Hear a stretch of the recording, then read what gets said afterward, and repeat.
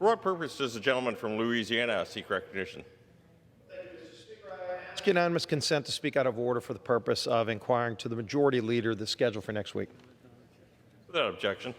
I also ask unanimous consent to revise and extend my remarks. Without objection. With that, Mr. Speaker, I would like to yield to the gentleman from Maryland, the House Majority Leader. I thank Mr. Scalise, the Republican whip, for yielding. On Tuesday, the House will meet at 12 p.m. for morning hour debate and 2 p.m. for legislative business, with votes postponed until 6:30 p.m. Members are advised that debate on amendments to H.R. 2740 will begin at 3 p.m. on Tuesday. On Wednesday and Thursday, the House will meet at 10 a.m. for morning hour debate and 12 p.m. for legislative business. Members are reminded that when the House is considering appropriation bill, votes will occur after 7 p.m. On Friday, the House will meet at 9 a.m. for legislative business. Last votes on Friday may occur between 2 and 3 p.m. We will consider several bills under suspension of the rules. The complete list of suspension bills will be announced by the close of business tomorrow. The House will continue consideration of H.R. 2740, the Labor, Health, and Human Services, Defense, State, Foreign Operations, and Energy and Water Development Appropriations Act of 2020. The House will also begin consideration of H.R. 3055, which is the Commerce, Justice, Science, Agriculture, Interior, Military Construction, Veteran Affairs, Transportation, and Housing and Urban Development Appropriations Act. This will be the second minibus that will be coming to the floor over this work period. It is my intention, Mr. Speaker, to pass all 12 appropriation bills in this work period. This package is yet another step towards the House doing its work to avoid another shutdown, which has such a negative effect on the nation and a negative effect on the morale of those who work for the American people in the federal government. And hopefully it will result in an agreement between the House and the Senate and a signature of the President, which will preclude a repeat of the shutdown. I yield back to my friend. I thank the gentleman from Maryland for yielding, and I know we've been starting and going through the appropriations process. I'd like to ask the majority leader about a conversation we've been having for weeks and weeks, going back to May 1st, when the President submitted a supplemental emergency spending bill to address this serious humanitarian crisis at our southern border. As we've had this conversation multiple times in the colloquy, I've continued to ask the majority leader when we were going to see a bill on this House floor to address this serious crisis. And each week we have not been given an actual timeline. And in fact, as the majority leader just went over the schedule, there is still no mention of a supplemental bill to deal with this crisis. And I know we've been seeing multiple attempts by members from our party. I would hope that there are some from your party that have recognized that we have to deal with this. We can't keep putting it off. If you look at the New York Times just this week, when will Congress get serious about the suffering at the border? And I want to read a couple of statements from it because it contains some things that we've been saying that just aren't getting enough coverage across the country. But more and more now we're seeing how serious this is. This is about to come to a head, not in months, not in years, but in days. We are talking about young children who are right now in the custody of the Department of Homeland Security, many of whom are coming over with health diseases, serious diseases that they're able to turn over right now to Health and Human Services to care for their needs. They are about to completely run out of money. This isn't a new development. They've been saying this over and over for weeks. The presidential supplemental request came out on May 1st. On May 3rd at our colloquy, I inquired to the majority leader, when will this happen? We never got a timeline. On May 10th in our colloquy, I asked the majority leader, when will Congress address this? Still no timeline. Just last week, brought it up again. But I want to read what the New York Times said. In their description of how serious, they said, first, it's time to cut the squabbling and pass an emergency relief package. Here's a comment from John Sanders, who's the acting commissioner of Customs and Border Protection. Quote, "We are in a full-blown emergency, and I cannot say this stronger. The system is broken," end quote. HHS has taken in just this fiscal year, they've taken charge of nearly 41,000 unaccompanied children. 41,000. And on an average, every single day, over 200 children, over 200 young children are referred to HHS for medical needs. HHS is about to run out of money in a matter of days, and Congress has still not taken action. There is a letter that I'll be happy to enter into the record, but I know the majority leaders received this letter, as has the Speaker, from the Secretary of HHS and the Secretary of Homeland Security just earlier this week, saying, I quote, "We cannot stress enough the urgency of immediate passage of emergency supplemental funding. This funding will provide resources that our department needs to respond to the current crisis, enable us to protect the life and safety of unaccompanied children, and help us to continue providing the full range of services to the children in our custody." They're trying to take care of health and life needs. This is life and death we're talking about. It's a matter of days that they're about to run out of money. This has been going on for weeks and weeks, and Congress hasn't taken action. I would ask the majority leader, can we get a commitment that this House will take up this legislation that's been sent weeks ago? Your majority's had time to review it and hasn't addressed this serious problem. When are we going to see action from the House? And I would yield to the gentleman. I thank the gentleman for his comments. First of all, I think there is broad agreement that there is indeed an emergency and that we need to act, and we need to act as quickly as possible. As the gentleman probably knows, because it was reported in the press, we had a leadership meeting with the appropriators yesterday, urging the swiftest action possible. I will tell my friend that to put this in context, the gentleman indicates the system is broken. I agree with that. I think everybody agrees with it. The Senate tried to fix it in 2013. We have urged for the last 6 years for a bill to be put on the floor on comprehensive immigration reform, which, while it may not have totally solved this issue, certainly would have addressed this issue. Notwithstanding that historical perspective and context, it is clear that there is an emergency and that we need to respond. And I would hope that my friend would say that we would respond in the sense of the emergency that exists, because I think both sides believe that we ought to deploy emergency resources to deal with the emergency. And if we can limit it to that, I suggest to my friend we'll have a lot better opportunity to get a consensus. Now, what I'm saying is, I frankly think the administration conflates border enforcement and some of the things it wants to do on enforcement and humanitarian relief. If we can pass a bill that is limited to humanitarian relief, I hope that we could pass it as soon as possible, meaning next week. Now, I will tell you, Ms. Roybal Allard has been working very hard to reach a consensus not only within her committee, but reach a consensus within those who have particular focus on it. The Hispanic caucus, as you know, is very, very concerned both about the humanitarian situation at the border, as we all are. I think the New York Times editorial, who I brought to the attention of my members, they already had seen it. I think the New York Times premise is correct. We need to act. We need to act quickly. We're working towards that end. I would hope that we could move as early as next week. I can't promise that, but I'm hopeful that we can reach a consensus.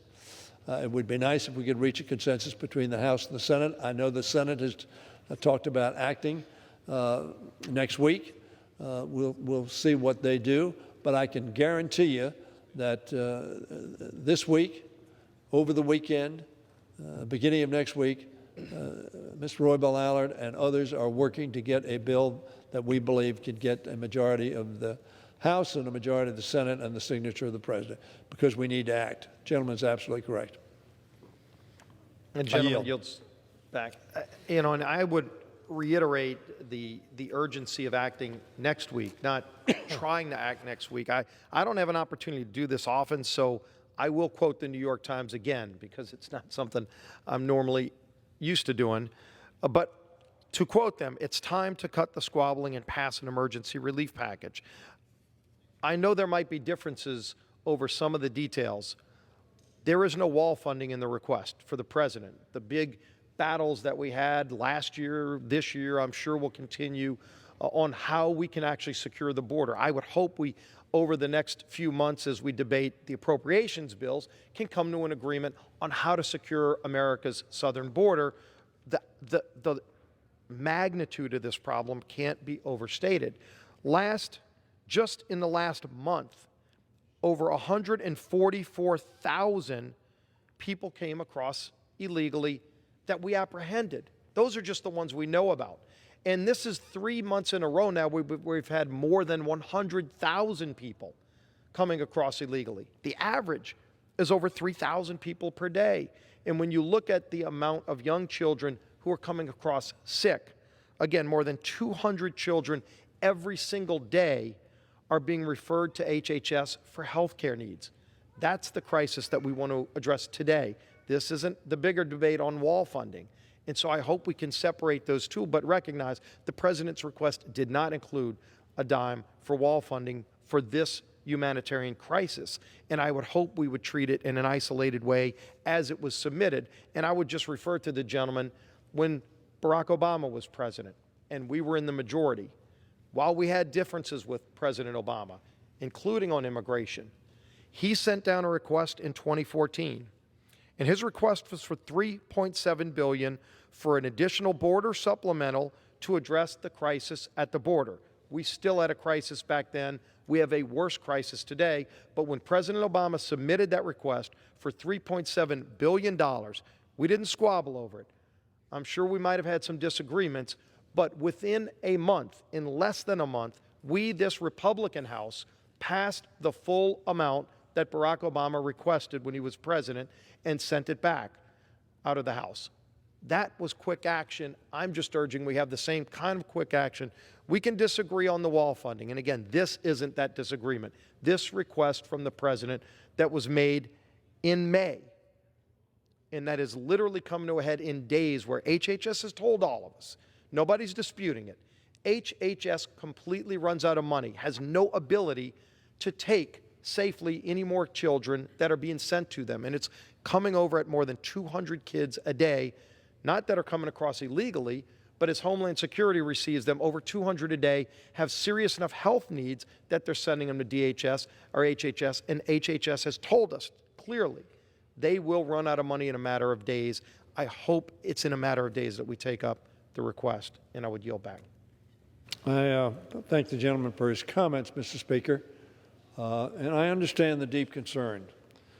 We have deep concern on this side of the aisle about the administration's attitude, for instance, when they take children from their parents, send them to far-off places, and don't keep sufficient records to reunite those children. So, yes, we share the concern about the humanitarian crisis, but we are also concerned that the administration that has done some of the things it's done and who has made it much more difficult for people to pursue asylum to which they may be entitled under American law. We want to make sure that, in fact, we are dealing with the humanitarian issues that the gentleman raises, and not issues that are seen to be related by this administration. We have cause for concern. We have cause for caution. But I am hopeful, as I said, that we can get this done, because the gentleman, I don't disagree with the gentleman, the New York Times, and we don't disagree. There is a very serious challenge at the border to make sure that people are safe, kept in places where they are warm and out of the elements, and where they can be treated in a way that Americans would want to treat others and would want to be treated themselves. So I'm hopeful that we will get this done sooner rather than later, but Mr. Obama asked for that supplemental. The other thing he asked for many, many years was, let's get a comprehensive immigration bill passed. In my view, had that been put on the floor, it would have had a majority of votes on the House. It was never put on the floor for years, not months, not days, for years. That's part of the solution. Irrespective of that, we need to act as soon as possible, hopefully within the week. Much work is being done on this to resolve the concerns of those who have some of the most knowledge, and that is members of our Hispanic caucus who live on the border, who interface on the border, who see every day the consequences of what's happening. And they want to make sure that, yes, there is humanitarian assistance and people are treated humanely and safely and with respect. But they don't want that money used to treat other people who are in this country in an arbitrary and capricious way. So that I want to join the gentleman, Mr. Speaker, and assure him that I share his concern. We are urging everybody to work as hard as they possibly can to get to an agreement, and I'm hopeful that we can do that in the very, very near future. I've told leaving here without doing that would not be acceptable. I yield back. And I know when we talk about the broader immigration problem, President Trump's been very clear that he wants to work with Congress to solve the problem, the bigger problem, not just a wall, but full border security, closing those loopholes. In fact, the asylum law, Mexican officials have even pointed out that America's broken asylum law is one of the biggest magnets that's drawing people through their southern border up to our southern border and into our country. And they even acknowledged it. We need to fix that. We need to work together as a Congress to fix that problem. President Trump offered to solve the DACA problem. Still hasn't found a willing partner. We need to keep working at that. We've just had testimony in a committee earlier this week where it was pointed out that as people come over, and unfortunately they abuse children over and over again because young children are a ticket into the country much quicker than other illegal means, and so they abuse these children over and over again. It's one of the many reasons why we need to solve the problem. But when they get that asylum ticket, they're sent into the interior of the country and told, come back and see us in years sometimes for your court date. 90% of those people that get that court date don't show up. We don't know where they are. That's how broken the asylum law is. We need to fix that. Again, that's not this request. We can have that debate another day. We need to have that debate another day. When your party was in the majority last time, when Barack Obama first took office, and when Speaker Pelosi was first Speaker, and there was a supermajority in the Senate on the Democrat side, there was never an attempt to bring a bill through Congress to solve the immigration problem. I would like to see us come together and do that. We need to do it, but today we need to solve the immediate crisis. We'll have that broader debate later. Hopefully by next week we can get that done. I would yield back to the gentleman if he had anything else. I just want to place in historical context again. This House passed a DREAM Act, and we sent it to the Senate, and the Senate didn't pass it. So this House, when we were in the majority, did do that, but we couldn't get 60 votes in the Senate. We know that problem. It so happens we were in the majority, but we couldn't get 60 votes for that at that point in time. We could go on a long time about pointing fingers at who's done what when, but the fact of the matter is we have some people in real distress. We have some federal employees who have a responsibility who are being greatly challenged. We need to address that. I'm urging that we do that as quickly as we possibly can.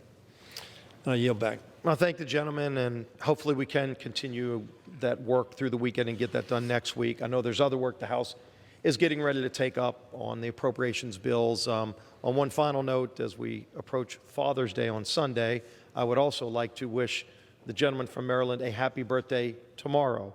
So hopefully you have some fun events planned this weekend. Maybe go eat some Maryland crabs if you're really lucky. We'll give you some Gulf crabs from the Gulf of Mexico. But, the gentleman yield. I would yield to the gentleman. I won't sing happy birthday to the gentleman, but we are about to deliver a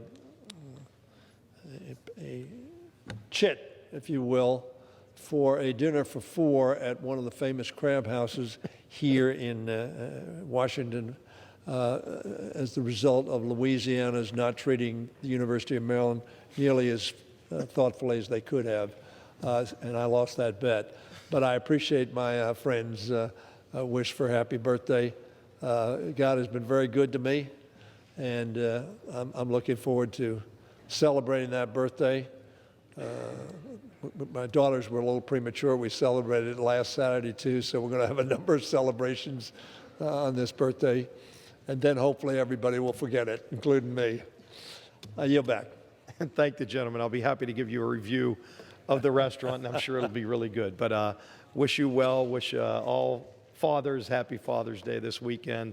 Look forward to seeing you back in a few days. And with that, Mr. Speaker, I'd yield back the balance of my time.